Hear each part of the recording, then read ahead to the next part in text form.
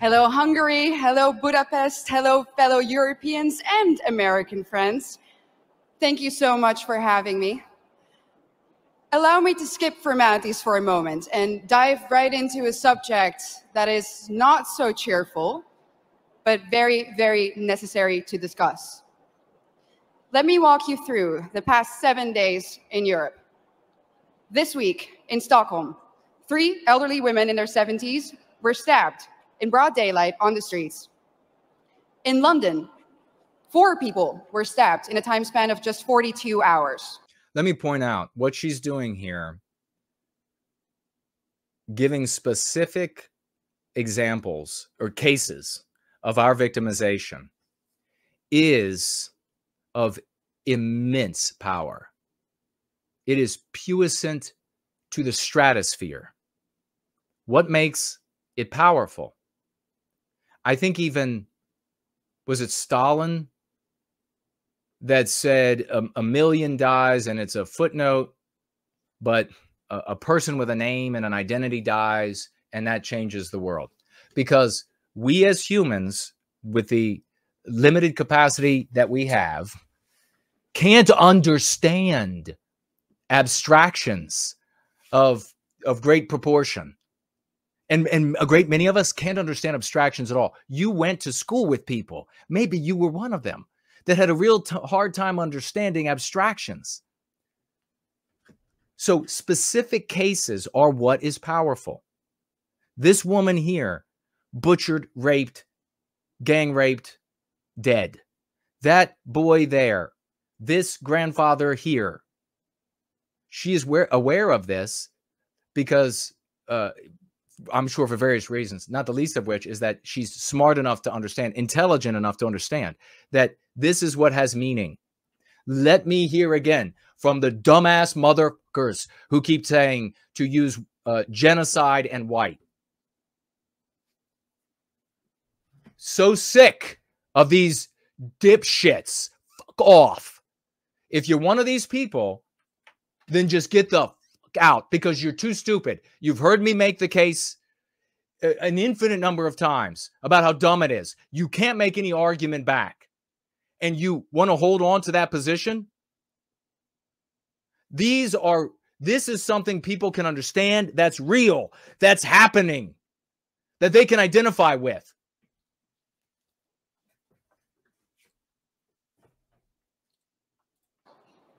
In Paris, hundreds of African migrants took to the street to riot. And in Brigalow, also in France, yet another church was burned down to the ground. And that, ladies and gentlemen, is just a few incidents in just a couple of days on our beautiful continent. But we all know that these incidents aren't incidents anymore. If there's one thing that's for sure, is that we know, and our governments also know, that there is a link between mass migration and crime. Let me point out, too, for those who may be listening to me for the first time, I did not start off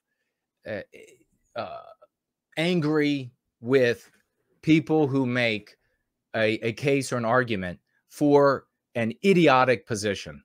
I have been arguing with these people for years and years, and reality proves them wrong. My arguments prove them wrong. They can't make superior arguments to defeat my positions, and they still keep showing up. So the bottom line is they're either too dumb to allow in our presence, which happens, or they're anti-white cryptos, and they want you to use verbiage and concepts that clearly don't work, that clearly diminish our suffering.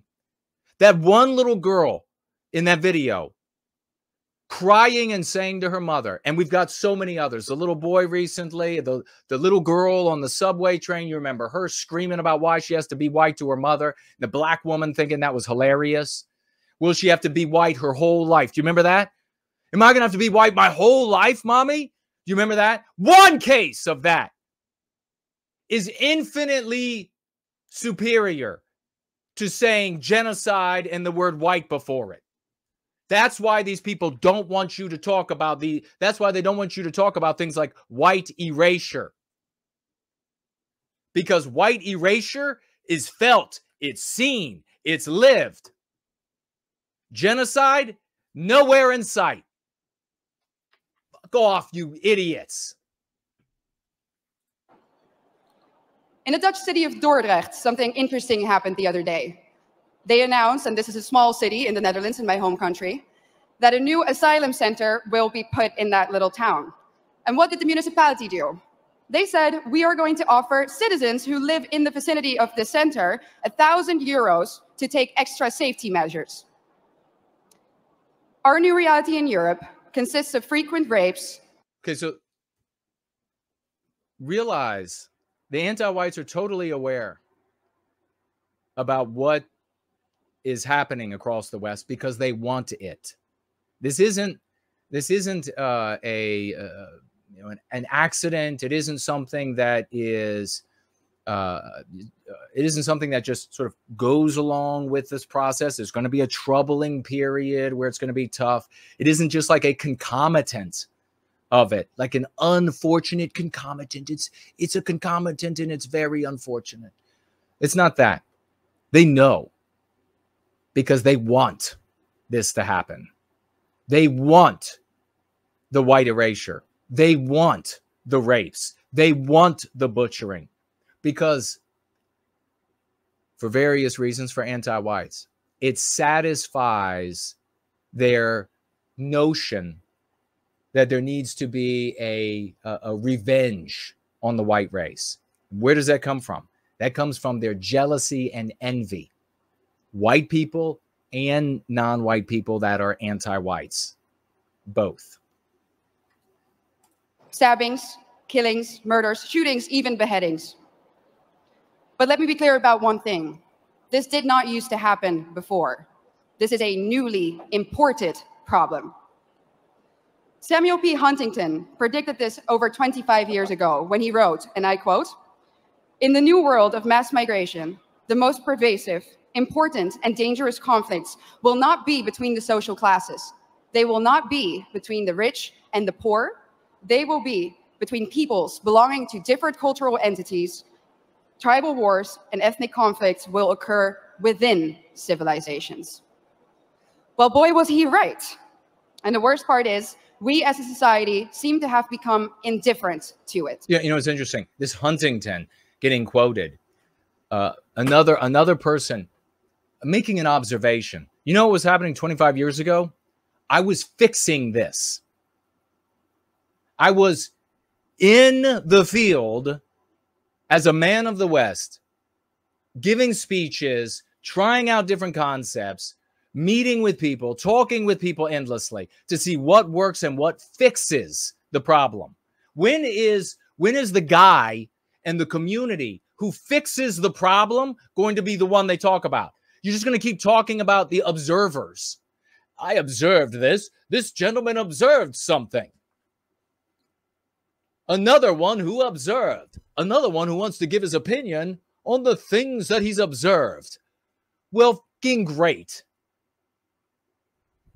I mean, you want to like think about the colonists in the America, you know, before we created the United States, created America. White people, by the way, before we did that. Think about that for a moment. What if instead of guys like me, men of the West, instead of guys like me, and we got a community full of men of the West here, you too can be a man of the West. You can stop being a boy. But what if they said, well, let's talk to Huntington here. He is the ancestor of a Huntington to come. What do you have to say? I observe that there isn't food. We should reflect upon that. Holy shit. He is smart. Is he an academic peacock? Wow. Thank God we got him. What else have you? I observe there are hostile tribes. Wow. Another scintillating observation. Thank you so much. Let's invite him to speak around the world so he can sit up on a chair with his legs crossed tight like that, like he's a woman, and he can tell us about all his observations. No, you know what happened? They went to guys like me and they said, what are we going to do? And guys like me with high IQ and aggressive testosterone coursing through our veins said, we are going to lay waste to the opposition that wants to harm us. We will ally with whoever is willing to ally with us so that we can lay waste to the opposition that wants to harm us. We're going to conquer this land here because it's best for the farming that we need to do and the material that we need to build our homes, because the weather's not always going to be good. And here are the blueprints for how we are going to conquer that land.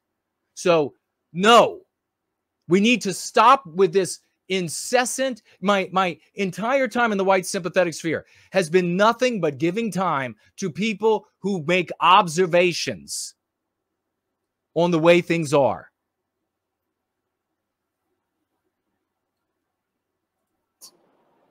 When another white boy or white girl dies. I love that line. When another white boy or white girl. I mean, there's no mincing words here. She has, and make no mistake, the bravery to say these things is coming from the massive support that she gets for being a beautiful woman. She seems bright to me as well. I haven't watched a lot of what she's done. I find it a little off-putting, as you know, when females are elevated to these leadership positions. And content creation, heeding content creators, is a leadership position. So I find it off-putting. She's clearly beautiful. She appears to be intelligent and well-educated. But she has massive support. And so she can tell it like it is. She can say it's white little boys and white little girls. And to my heart, that speaking up for them is the most important thing that she can do. Do you not remember what it's like to be a child and look out on this world? A world that hated you, whether you knew it or not. If you realize that that's where the horror comes from, more and more of our children, as children, are able to apprehend it. Within civilizations. Well, boy, was he right. And the worst part is, we as a society seem to have become indifferent to it.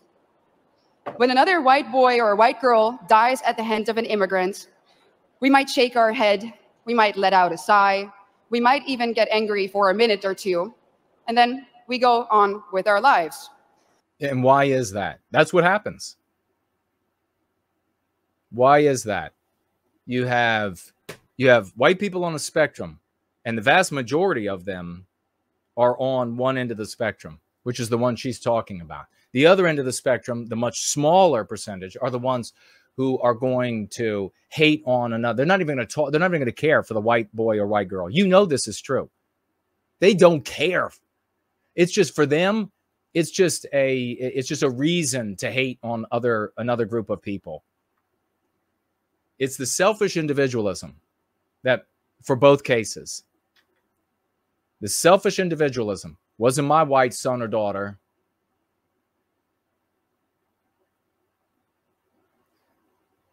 You know you're a people when you are as concerned for the other white little boys and girls as you are for yours.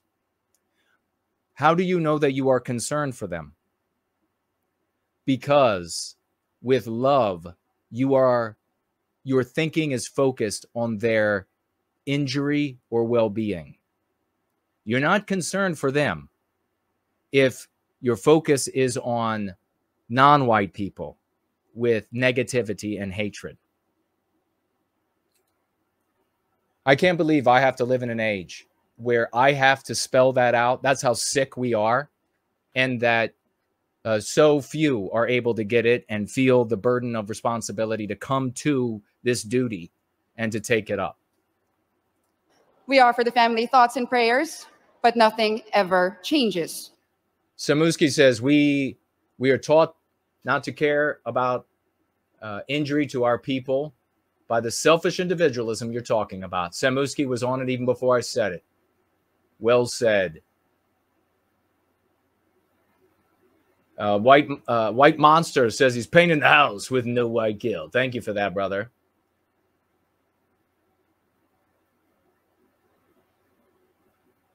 White Man said something that I'll have to check out. Maybe copy and paste it. Slots says, the brilliant Slots says, certified genius, says our people cannot understand abstractions. And that's how abstractions are ineffective. Precisely. Perfectly said. Renault White Wolf is here. Great to see you. Coconut is here. Great to see you. Proud citizen of Western civilization. And says, the terms Westman and Western kind are awesome! Exclamation points. Absolutely. Somebody with some taste. The concepts as I created the concepts in the Go Free practice or adopted. Some of them I thought I created, I coined, I neoterized because they had been stripped from the language, stripped out of the dictionaries, like anti-white and anti-whiteism. They had to be identifiable to people. One of the prerequisites, and you see, Francis Bacon would have loved me. He would hate you. All right. If you're not following me, he would hate you. In fact, he does hate you and your family. One of the prerequisites was that our people had to be able to understand it like this, because I was not going to be able to promulgate it to them in entertainment day in and day out. And let me tell you, I had nothing but headwind of people telling me how wrong I was, how you could create entertainment and you could teach, and then all of this other stuff. All of these other arguments, I've been right all along. Let's continue. Ladies and gentlemen, what does that say about us? This is the sign. This is a response of a society that has already given up. A society that has already accepted its defeat. Precisely. Does she know the reasons for that? Eva, I will talk to you in private. Someone let her know. I will talk with her in private. She doesn't have to tell anybody that she talked to a man of the West. She doesn't have to tell anybody. I will talk to you in private. I will educate you on these things so that you can go out into the world, because they're going to listen to you. They're going to want to hear from you. But is this true? Have we given up? Do we really accept the new reality that our globalist leaders have in mind for us? I know one thing for sure, and that is that if nothing changes, if we don't start to seriously fight for our continent, for our religion, for our people, our countries, then this time... Also note, what's most beautiful about Eva, I mean, she's like Biospirit of the West here saying that she's indeed very pretty. What's most beautiful about her is, at this moment, is she's talking about Western kind. What did she just say? Our people, our countries. This is, I am so far ahead. We in this community are so far ahead of everyone else. That we live in will go down in history as the time in which Western nations no longer had to get invaded by hostile armies in order to be conquered. This time will then go down in history as the period in which the invader was actively invited in by a corrupt elite. And not only did this corrupt elite invite the enemy in, they made the native population... Don't use the word elite for the anti-white oligarchs. For the same reason I told you 30 minutes ago. If you went to a country club and they said, oh, our normal dining is nearly full today, and you said you wanted to be outside, would you like to, for no extra money, would you like to sit in our elite section? Would you say, hell no, elites are awful? Now, we chose oligarch because that's not a word in our lived experience. It's kind of like having a scorchingly high IQ and massive amounts of testosterone coursing through my veins and all of the talk about another certified genius, Biosphere of the West, all of the geniuses in this community. It's kind of like it makes a difference.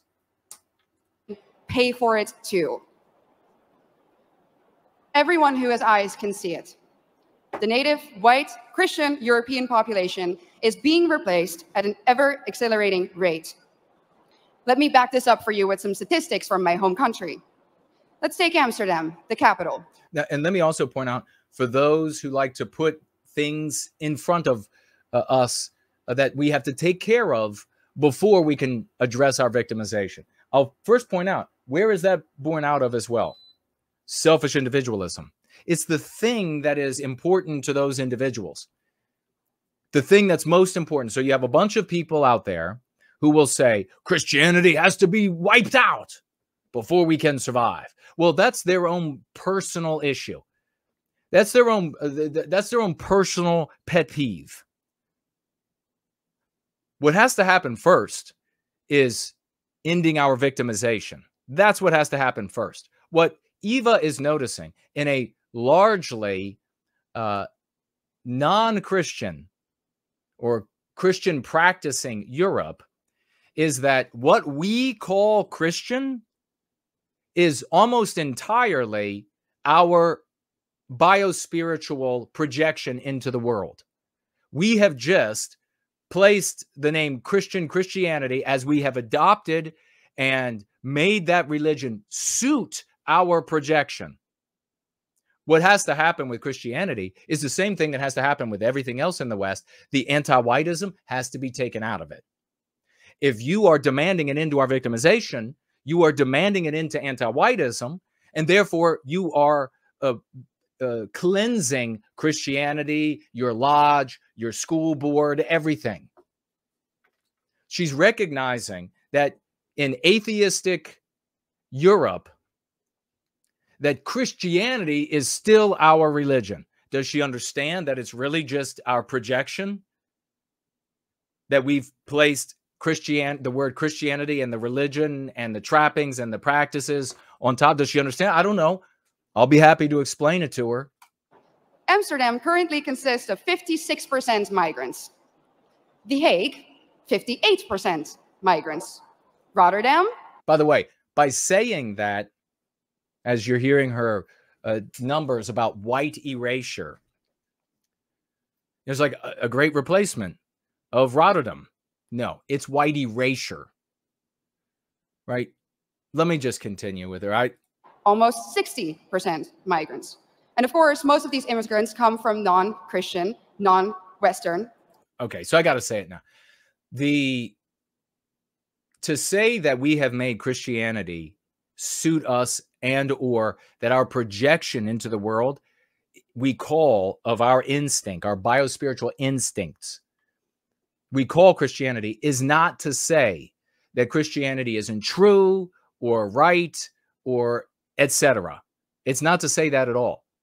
The good Lord, as is called by your average American and elsewhere around the world, the good Lord made us because he wants us.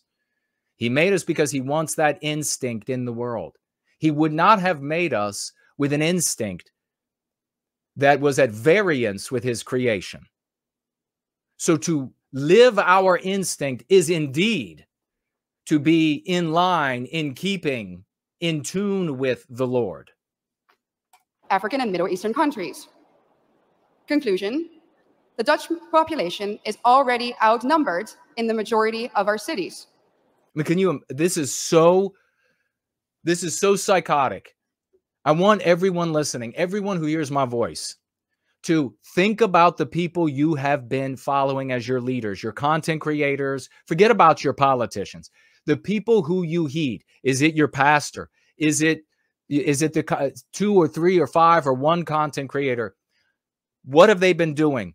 This is what these content creators, whether that particular content creator was alive in the past when you got into this or not. It's somebody new. It's the exact same stuff. They've been doing these exact same steps for generations, and we have gotten here.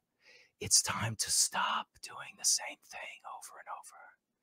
It's time to adopt something new. It's going to be, you know, all growth in your life happens with discomfort.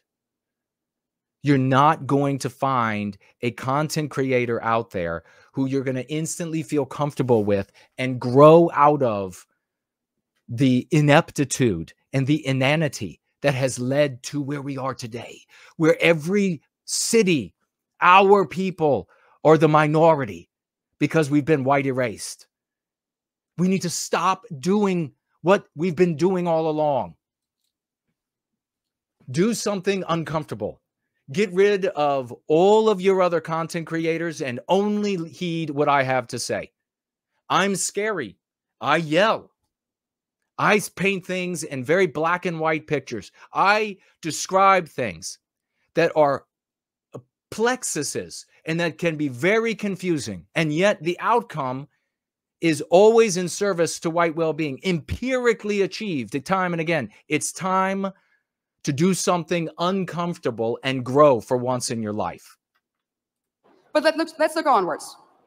London, 54% migrants. Again, conclusion, native population outnumbered. Brussels, color me shocked, 70% migrants. Conclusion, native population majorly outnumbered. And other Europeans will, of course, follow suit soon if they haven't already. So I'm going to draw the forbidden conclusion here. The Great Replacement theory is no longer a theory. It's reality. God, white erasure is a reality. I mean, finish the sentence. Great Replacement is real. Great Replacement is happening. Just white erasure. We're being reconstruct how she just went through the cities. We have been white erased from the cities we created and we built. We have been white erased. You see the big difference? White in your lived experience is associated with us. And what's interesting now, she's not like bad, and unless or until she finds out about us and says, no, I want to use the concepts that legitimize the anti-white narrative that's doing all of this to us, that's gotten us here, then she would be bad. If she doesn't know, it's not her fault. She wasn't in the trenches like I've been, getting punched in the face, literally, physically, as well as rhetorically. Interesting about replacement is that the establishment will either deny its existence, or when they admit to it, they say that it's a good thing that the native European population is soon no longer a majority on its own continent. Dutch national disgrace and dubbed climate pope Frans Timmermans already stated in 2015 that diversity is humanity's destiny and that Europe will be diverse. And of course, by now, I think we all know what they mean with the word diversity. It means less white people, less of you. Which is why, beautifully said, I got to give her a salute there. Bang. I mean, she is in an environment where you're surrounded by cucks. It's on the one end of the spectrum where the vast majority of our people are, where they are terrified to mention that we are being harmed and that we are targeted as white people on the basis of our birth. So that's, she's in there, you know, spitting facts right in their face. Big salute to that. Although for you all, I mean, English is obviously not her first language, and she's doing a magnificent job with English. It's fewer white people, not less. Imagine this in an Asian or an African country. Imagine. So here comes the banal, the prosaic, the ineffectual comparison to double standard. It's a double standard. It's a hypocrisy, which is fine if you are mentioning it as a means to catalyze the concepts, bring us and into use the concepts that liberate us. Pointing out double standards and hypocrisy is not and can no longer be the point. White people have been doing that for generations back, before your grandparents were even born. They've been pointing out the hypocrisy. It does not change anything. Their leaders rejoicing in the fact that their people will soon no longer be a majority in their own country. Absolutely unthinkable, unimaginable. So what in the world is wrong with our leaders? I definitely wouldn't call them ours. And therefore, they're not our leaders. These are anti-whites. Imagine how much more powerful Eva would be if she were using the concepts right now and the dialectics associated with and or as a consequence of. Imagine if she were saying these anti-white oligarchs that dominate the West are at war with the white race, at war with us, at war with Western kind. Imagine how much more powerful and how much more hard-hitting, descriptive, and therefore a cascade of conclusions that are all result in actionable solutions. Imagine the difference. You're welcome. Imagine the difference. But if these are our leaders, then why are we doing this to ourselves? It just makes no sense. So you can follow, if you have the processing ability, you can follow all of this instantaneously. I see it all in my head, and I try to spell it out for everybody as best as I can. That's why we have so many actual geniuses, high IQ people that stick around here, and so many others are like, dude, there's all these different points make no sense to me, and they leave. Just tell me it the dues. It's just the dues, right? No, you're a retard. The underlying sentiment of what they say is always the same. Our establishment claims that white people are evil and that our history is somehow fundamentally different from that of others. Consciously or unconsciously, they have sucked up the lies and the anti-white dogmas of the neo-Marxists. How many times has she said anti-white? This isn't, I know it's not the first time. We celebrated her before, but wow, I hadn't listened to this. Anti-white dogma, that's just not dogmas, it's one. It's called anti-whiteism. Let's make sure she knows. It's critical race theory. Oh boy. That's why the totalitarians in Brussels are anti-white dogmas of the neo-Marxist critical race theory. This is where the academic peacocks, they like to throw these, they like to throw this verbiage out there. And so that's where she's got it from. Just say anti-whiteism. Just say it encapsulates it all. That's the problem. When you say anti-whiteism, how does that land on you? How does it land on a white person? Anti-whiteism? I'm white. I can't not be. I was born this way. It's what I fundamentally am. Ism, it's an ideology against me the way I am. Now go back to them and say, neo-Marx critical race theory. Neo-Marxist critical race theory of the previous century. How motivated, how much do you feel like you are being targeted in a way that you can't escape? If there is a God in this world, somehow my voice is going to have to be heard. That's why the totalitarians in Brussels are trying to force you, the Hungarian people, a sovereign nation, to accept immigrants, despite the fact that the population has said no, and so has the government. But make no mistake, the majority of the Dutch people haven't asked for this either. Just like Brussels is forcing Hungary to accept these hordes of immigrants, they are doing the same now, even in the smallest of towns in the Netherlands. No part may remain Dutch in the traditional sense of the word. No part of Europe may remain European. And it's not difficult to understand why. If the old Europe still exists in certain places, and people will be able to compare the new Europe to the old, and newsflash, they will prefer the old. That's why the Eurocrats hate Hungary so much. Eurocrat, anti-white oligarch. Anti-white oligarch. But my particular academic peacock that I love to follow and cite to show how academic. Let me see. And they will hold their, like their scotch or something like this.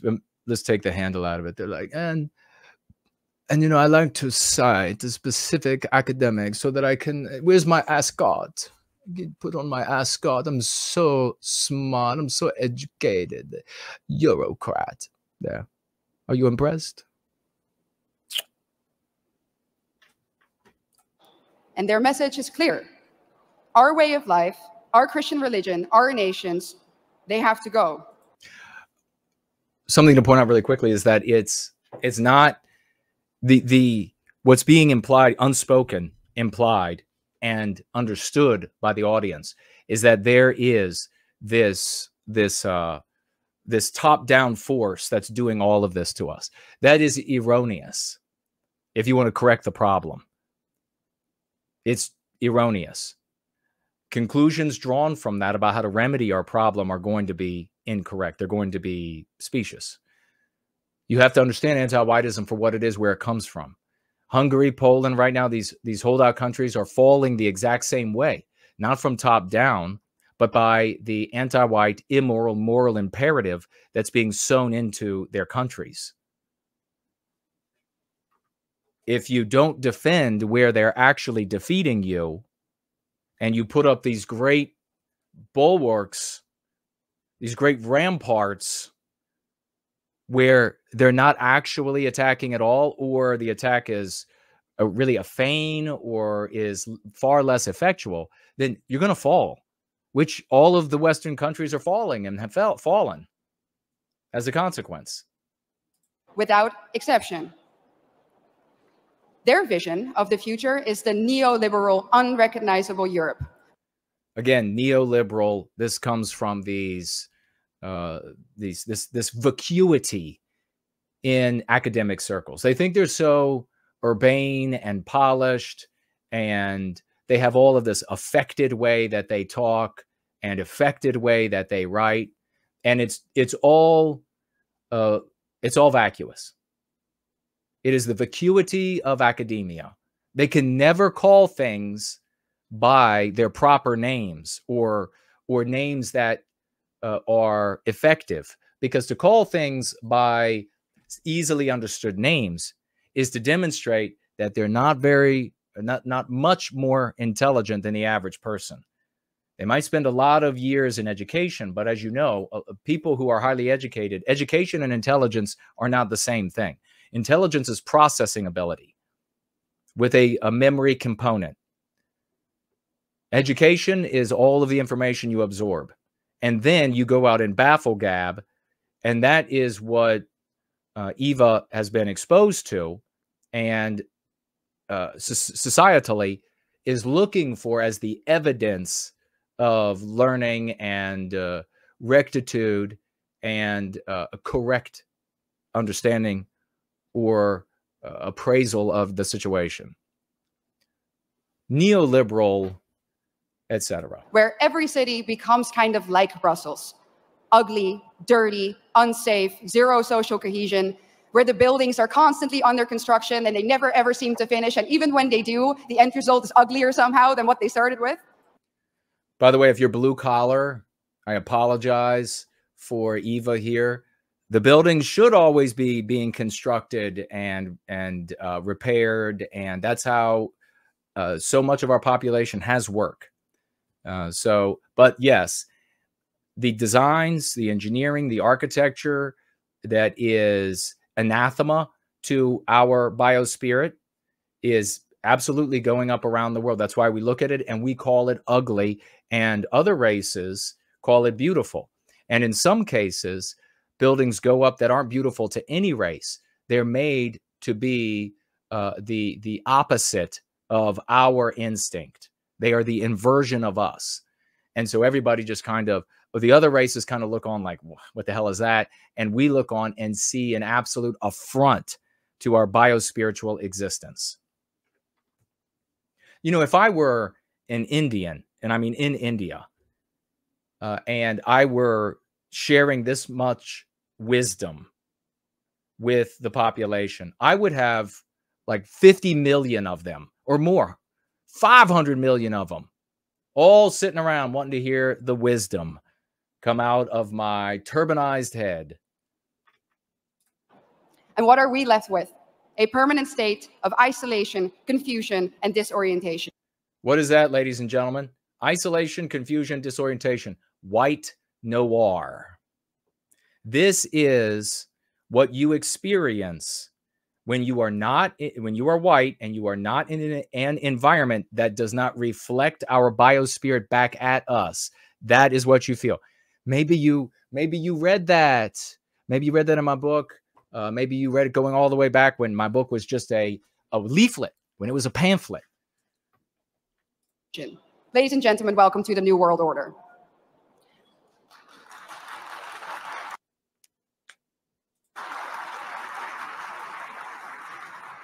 So what's the antidote?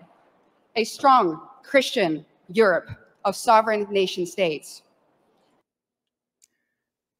I don't know what she says next, but what would be nice is if she said a strong white race. Be excellent if she said a strong, united Western kind.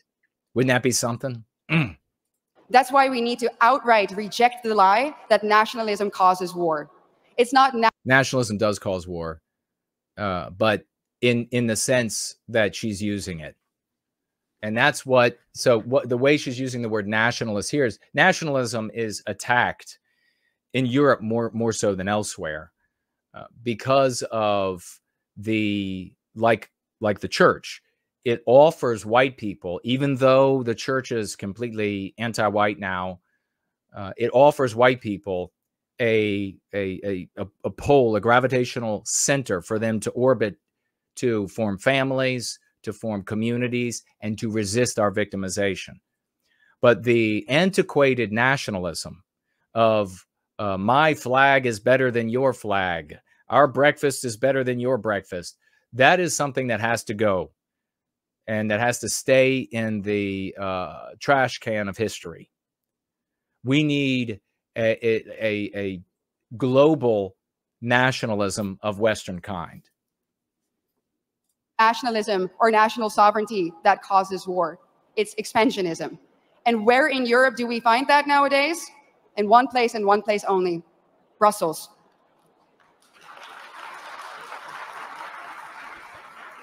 Wouldn't it be something if Eva was watching right now? She wouldn't tell you, of course, I would think, but wouldn't that be something?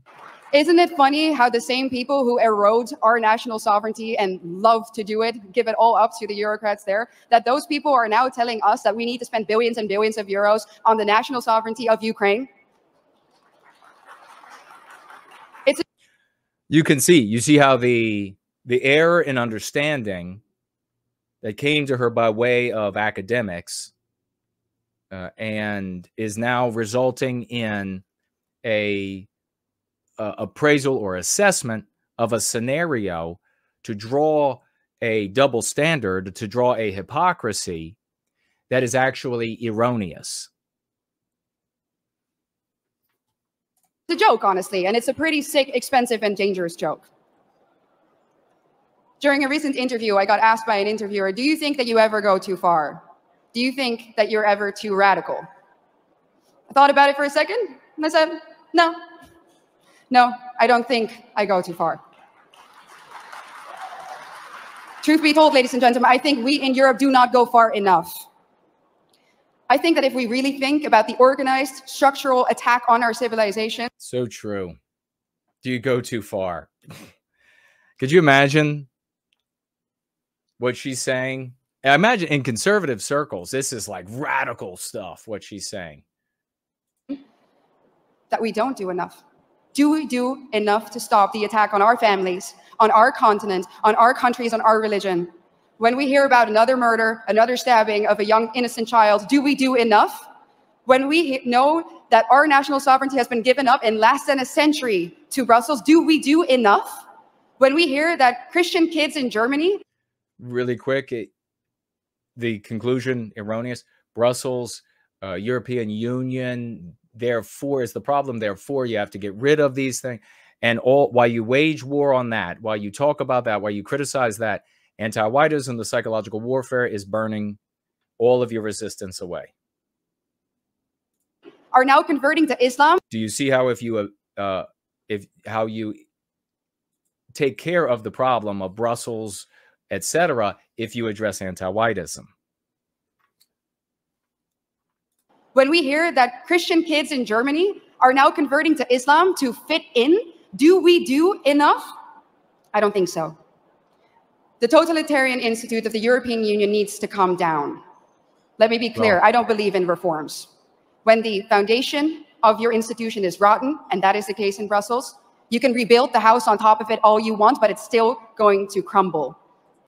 Anthropomorphizing the European Union, the actual entity in Brussels, and then an erroneous prescription for how to remedy our problems as Western kind as a consequence of the spurious conclusion.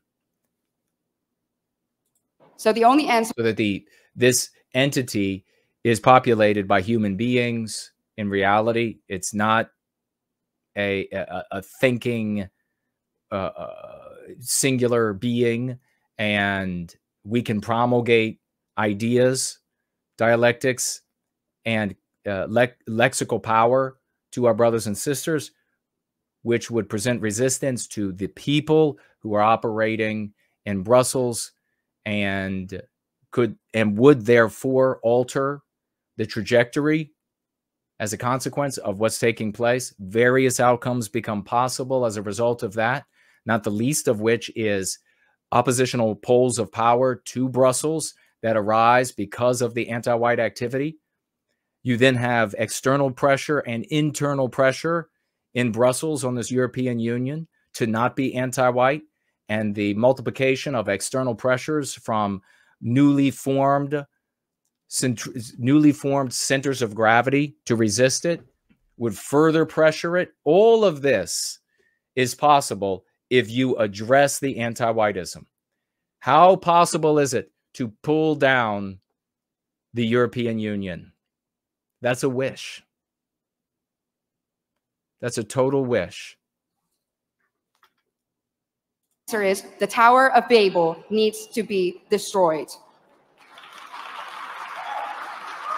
I mean, I concur. I agree with that. But how you go about defeating it, totally different position. Ladies and gentlemen, we are the daughters and sons of the greatest nations on earth. Whoa, I love that. Yes, yes.